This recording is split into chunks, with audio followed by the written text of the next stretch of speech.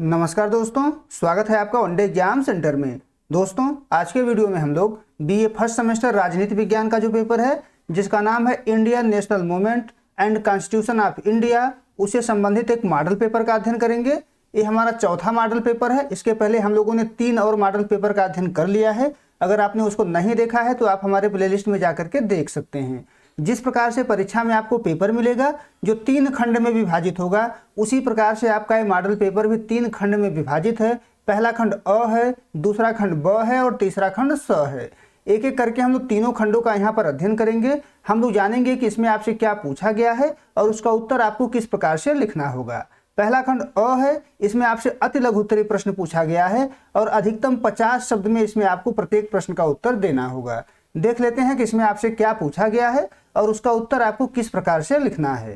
पहला प्रश्न है, भारतीय संविधान के 3 स्रोत बताइए। तो हमारा जो संविधान है उसके 3 स्रोतों का नाम यहाँ पर आपको लिखना है। तो उत्तर में आप लिखेंगे कि भारतीय संविधान विश्व का सबसे बड़ा लिखित संविधान है जिसके निर्माण में कई देशों के संवैधानिक अनुभवों को अपनाया गया है, यानी कई देशों से प्रावधानों को इसमें लिया गया है। इसके 3 स्रोत इस प्रकार हैं। एक एक करके हम लोग तीनों स्रोतों का नाम यहाँ पर लिखेंगे।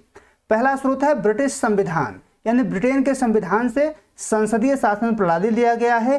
कानून बनाने की जो प्रक्रिया है वो भी ब्रिटेन के संविधान से ही लिया गया है। दूसरा जो स्रोत है वो है अमेरिकी संविधान, यानी अमेरिका के संविधान से भी लिया गया है। अमेरिका के संविधान से मौलिक अधिकार लिया गया है। न्यायपालिका की स्वतंत्रता का जो प्रावधान है वो भी अमेरिका के संविधान से ही लिया गया है। तीसरा जो स्रोत है वो है भारत शासन अधिनियम 1935। भारत शासन अधिनियम 1935 से भारत के संविधान में लगभग 2/3 हिस्सा लिया गया है, यानी संविधान का 2/3 हिस्सा इसी अधिनियम से लिया गया है। जैसे राज्यपाल का कार्यालय हो गया, इसी अधिनियम से लिया गया है। हमारे न्यायपालिका का जो ढांचा है वो भी भारत शासन अधिनियम से ही लिया गया है। इतना आप लिख देंगे तो आपके इस प्रश्न का उत्तर पूरा हो जाएगा। अब आगे बढ़ते हैं, दूसरा प्रश्न देख लेते हैं। इसमें आपसे पूछा गया है कि भारतीय संविधान में एकात्मक तत्वों पर टिप्पणी लिखिए।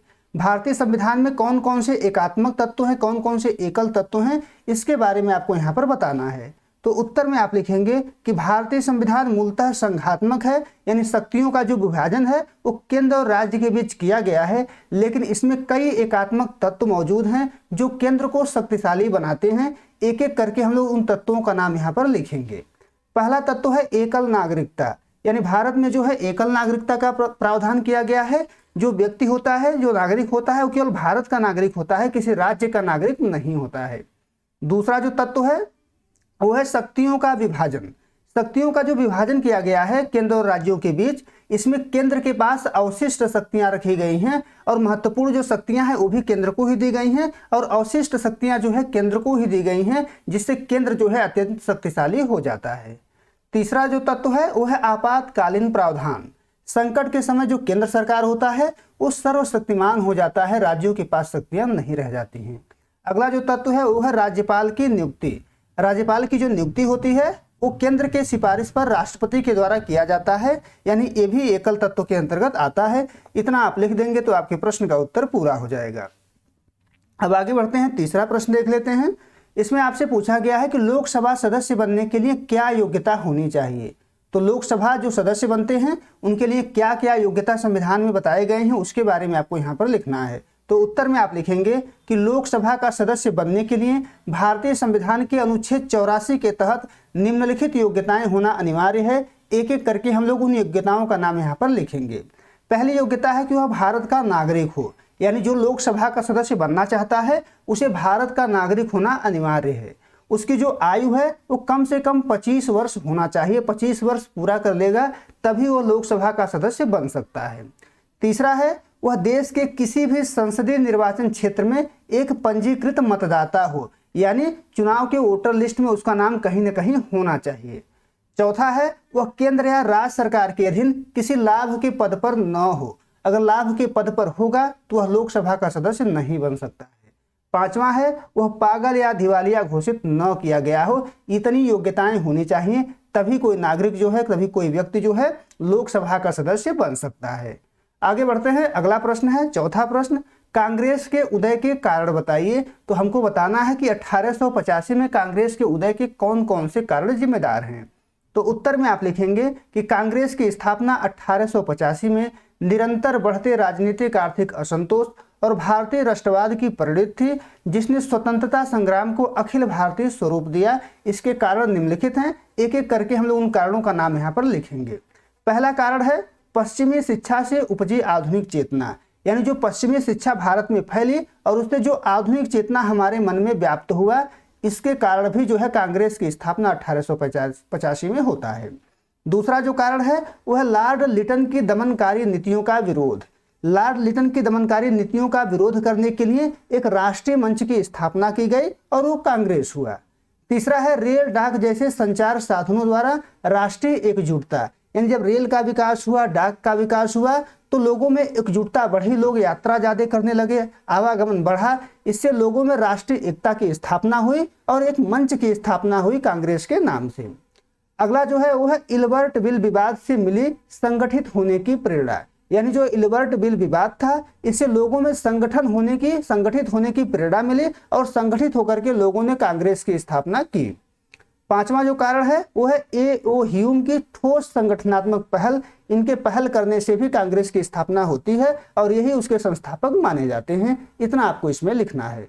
अब आगे बढ़ते हैं। अगला जो प्रश्न इसमें आपसे पूछा गया है, उदारवादी नेताओं के नाम लिखिए। तो कांग्रेस के जो उदारवादी नेता थे उनका नाम आपको इसके उत्तर में लिखना है। तो उत्तर में आप लिखेंगे कि भारतीय राष्ट्रीय आंदोलन में उदारवादी चरण जो है वो 1885 से लेकर के 1905 तक चला, यानी जो उदारवादी चरण है वो कांग्रेस की स्थापना से लेकर के 1905 ईस्वी तक चलता है। इस दौर के जो प्रमुख नेता थे उसमें दादा भाई नौरोजी हैं, गोपाल कृष्ण गोखले हैं, फिरोज शाह मेहता हैं, सुरेंद्र नाथ बनर्जी हैं, मदन मोहन मालवीय हैं, WC बनर्जी हैं। ये सभी जो है उस युग के उदारवादी नेता माने जाते हैं। ये संवैधानिक तरीकों और प्रार्थना पत्रों के माध्यम से शासन में सुधार लाने और ब्रिटिश न्यायप्रियता में विश्वास रखते थे। इतना आपको इसके उत्तर में लिखना होगा। अब आगे बढ़ते हैं, अगला खंड देख लेते हैं। खंड ब है, इसमें आपसे लघु उत्तरीय प्रश्न पूछा गया है और प्रत्येक प्रश्न का उत्तर आपको इसमें अधिकतम 200 शब्द में देना होगा। देख लेते हैं कि इसमें आपसे क्या पूछा गया है। इसमें आपसे पूछा गया है स्वतंत्रता के मौलिक अधिकारों का वर्णन कीजिए। तो भारत के संविधान में जो स्वतंत्रता से संबंधित मौलिक अधिकार दिए गए हैं उसी के बारे में आपको यहाँ पर लिखना है। तो उत्तर में आप लिखेंगे कि भारतीय संविधान के भाग 3 में अनुच्छेद 19 से लेकर के 22 तक स्वतंत्रता का अधिकार वर्णित है, यानी यह भारतीय संविधान के भाग 3 में है और अनुच्छेद 19 से लेकर के 22 तक इसका वर्णन किया गया है। यह अधिकार लोकतंत्र की आत्मा है जो नागरिकों को गरिमापूर्ण जीवन जीने और अपनी बात रखने की आज़ादी सुनिश्चित करता है। इसका वर्णन निम्न है, एक एक करके हम लोग इसका वर्णन यहाँ पर करेंगे। पहला है अनुच्छेद 19 जिसमें 6 मौलिक स्वतंत्रताएं दी गई हैं। एक एक करके 6 का नाम हम लोग यहाँ पर लिखेंगे। पहला है भाषण और अभिव्यक्ति की स्वतंत्रता, यानी कोई भी व्यक्ति भारत के किसी भी क्षेत्र में भाषण दे सकता है, अभिव्यक्ति की स्वतंत्रता उसको दिया गया है। दूसरा है शांतिपूर्वक और बिना हथियार के सभा करने की स्वतंत्रता, कोई भी व्यक्ति शांतिपूर्वक बिना हथियार इकट्ठा किए सभा कर सकता है भारत के किसी भी क्षेत्र में। अगला जो स्वतंत्रता है वह है संघ या संगठन बनाने की स्वतंत्रता, कोई भी व्यक्ति संघ बना सकता है, संगठन बना सकता है, उसको चला सकता है। चौथा जो स्वतंत्रता इसमें दिया गया है वह है भारत के संपूर्ण क्षेत्र में कहीं भी घूमने की स्वतंत्रता, कहीं भी वह घूम सकता है। पांचवा है देश के किसी भी हिस्से में बसने या निवास करने की स्वतंत्रता, कोई भी व्यक्ति देश के किसी भी हिस्से में निवास कर सकता है। छठा है अपनी पसंद का कोई भी व्यवसाय या व्यापार करने की स्वतंत्रता, यानी भारत का नागरिक अपनी पसंद का कोई भी व्यवसाय या व्यापार कर सकता है। ये 6 स्वतंत्रता अनुच्छेद 19 में दी गई हैं। अब आगे बढ़ते हैं, अनुच्छेद 20 है। अनुच्छेद 20 में आपको दोष सिद्धि के संबंध में संरक्षण प्रदान किया गया है। इसमें देख लेते हैं क्या क्या है।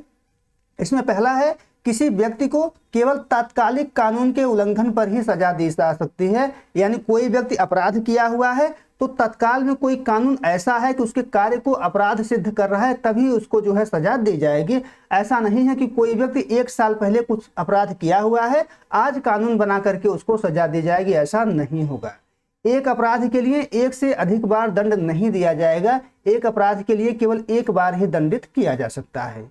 अगला है किसी को स्वयं के विरुद्ध गवाही देने के लिए मजबूर नहीं किया जाएगा, स्वयं के विरुद्ध किसी से गवाही नहीं दिलाया जा सकता है, यह भी जो है अनुच्छेद 20 के अंतर्गत आता है।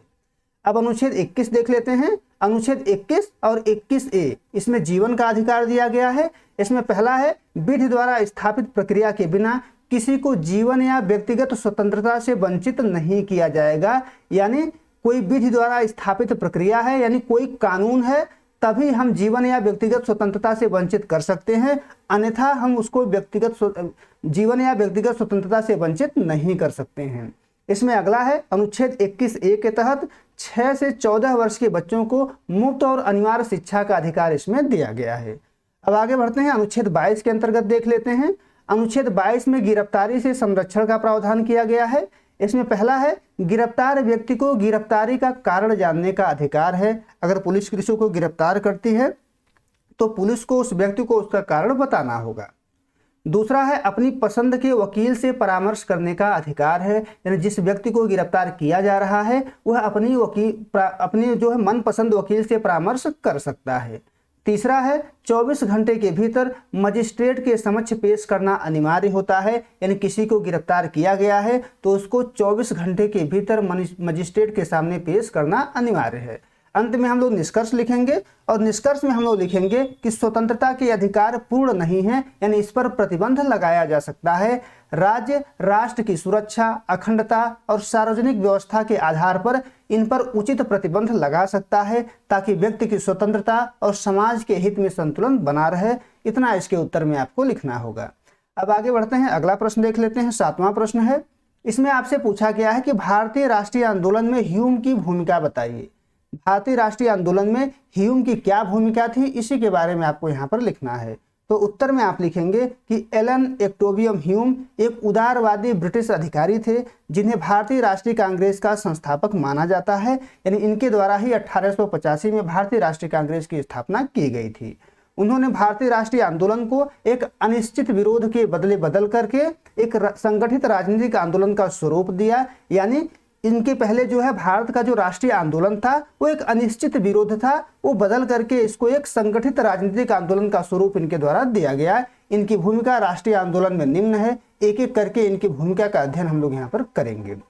पहला है बौद्धिक नेतृत्व, यानी इनके द्वारा ह्यूम के द्वारा बौद्धिक नेतृत्व प्रदान किया गया। ह्यूम ने 1883 ईस्वी में कलकत्ता विश्वविद्यालय के स्नातकों को एक खुला पत्र लिखा जिसमें उन्होंने भारतीयों को स्वयं का भाग्य निर्माता बनने के लिए प्रेरित किया। उन्होंने कहा था कि यदि 50 व्यक्ति भी निस्वार्थ भाव से आ जाएं तो देश का उद्धार हो सकता है, यानी इनके द्वारा बौद्धिक नेतृत्व प्रदान किया गया था।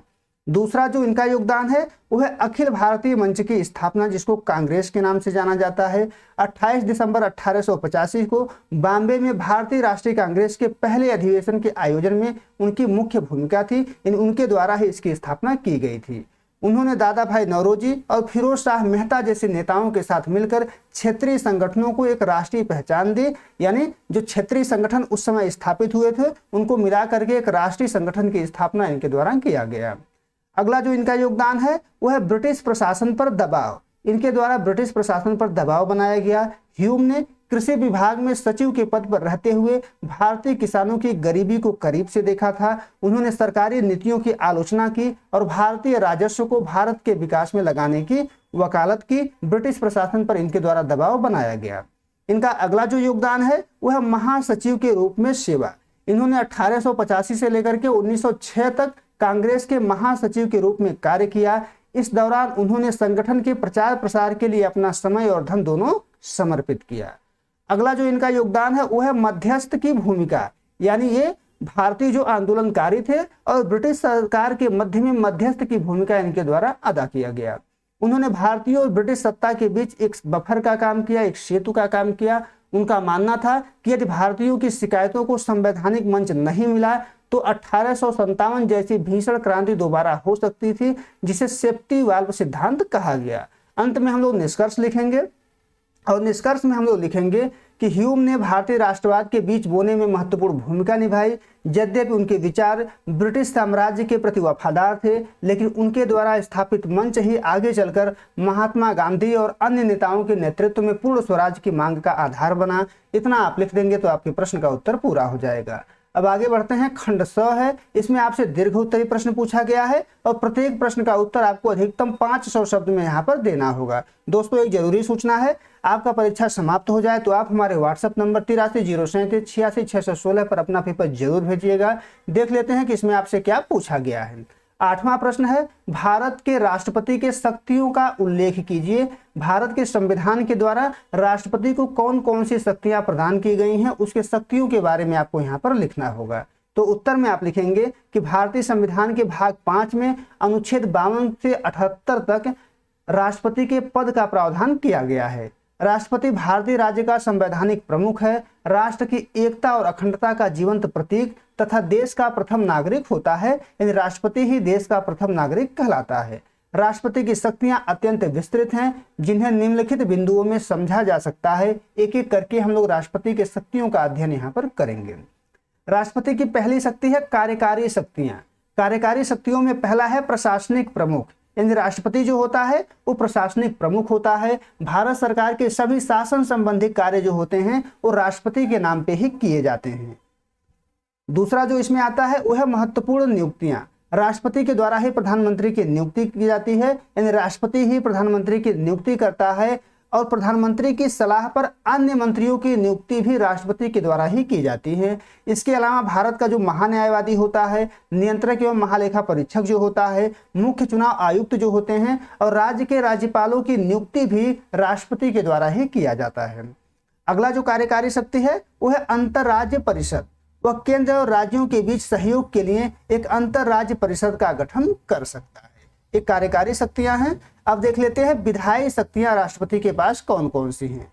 विधायी शक्तियों में पहला नाम है संसद का अभिन्न अंग, यानी राष्ट्रपति जो होता है वो संसद का अभिन्न अंग होता है। वह संसद के सत्र को बुला सकता है, संसद के सत्र को स्थगित कर सकता है, वह लोकसभा को भंग कर सकता है। ऐसी शक्तियां उसको प्राप्त होती हैं।